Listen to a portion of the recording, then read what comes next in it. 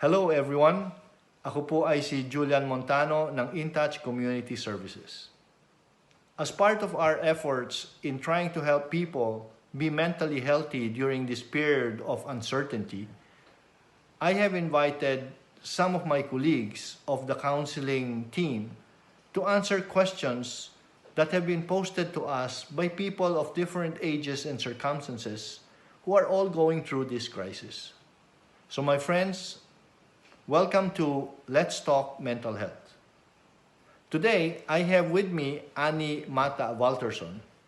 At my question today would be in Tagalog. However, we have also questions in English because we will be inviting also our expat counselors. So Annie, ang tanong niya ay, nagkakainitan na kami ng asawa ko. Hindi na namin alam kung anong gagawin namin. Ang iniisip ko ay siya ay walang ginagawa. Habang siya naman, ang iniisip naman niya ay nagwo-worry ako masyado. Anong kailangan namin gawin? Hello po, magandang araw sa lahat. Okay. Cherry, nakaka-relate ako sa tanong mo kasi talagang sa malamang nagkakaroon na ng tension sa mga bahay-bahay natin. Gawa nitong lockdown na isolated tayo at 24/7 natin nakikita ang ating mga partners na hindi naman natin nakasanayan. No? Okay, so mahalaga sa bawat isa sa atin, ikaw at ang iyong partner, na kalmado tayo. At na-recognize natin na extraordinary times ngayon. At tinatanggap natin na ito nga, nandito tayo sa sitwasyon na to. So, ano ba ang ating intention? No? So siguro mahalaga na umupo kayong dalawang mag-asawa o partner at mapag-usapan kung ano ang bawat isang damdamin para ma-express niya, mailahad niya what's going on in her mind or feelings so that proper actions can take place. So, mahalaga siguro na ang bawat isa sa inyo gumawa ng listahan o plano. So, how would each one of you would like to do your daily work or a weekly plan of activities. And then, exchange kayo. Share with each other para aware ang bawat isa na ito pala ang daily routine na gusto ng misis ko o ito naman pala yung kanyang weekly plan. And then, after that, you plan or you sit down to agree or disagree. For example, household chores. Pwedeng gawin natin fun dahil I'm sure ayaw ng bawat isa yung isang gagawin, no? So, i-raffle. Pwede na tayo mag-raffle, palabunutan kung sino yung makakabunot ng siya magpa-plancha o di siya mag-plancha, kung sino yung maglalaba o magluluto. Yun ang gagawin. Pwede din namang alternate.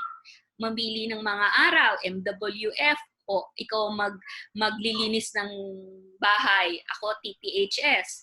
Pwede din naman according to competency o yung sa kagalingan. O ikaw naman, misis, talaga naman normally maayos sa kitchen o sa pagluluto. So, pwedeng ikaw na rin ang mag-volunteer for that. And then, ang mahalaga dito, teamwork. No? We cannot overemphasize the value of teamwork.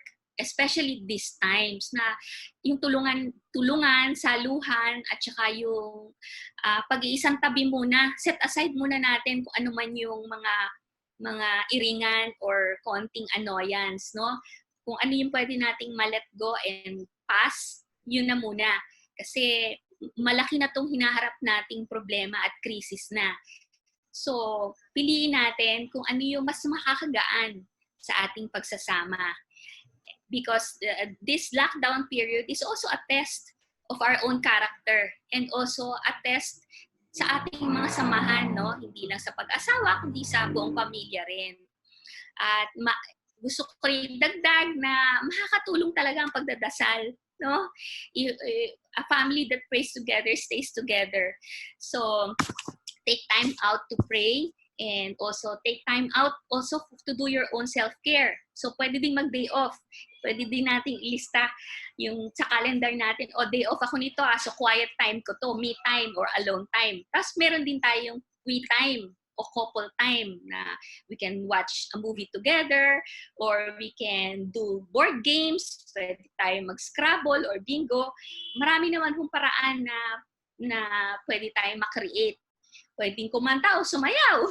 So, ang mahalaga po yung pagkakaintindihan at pagkakaunawaan, bigayan at respeto. Yun, at higit sa lahat, pasensya. Talagang tiis po tayo lahat ngayon, no?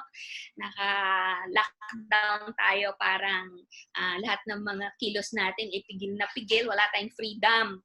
Kaya nagiging mas mahirap. But if we maintain an attitude na cheerful tayo at positibo lang sa mga gagawin natin, and cooperation and teamwork, magiging mas magaan po ang mga araw-araw natin.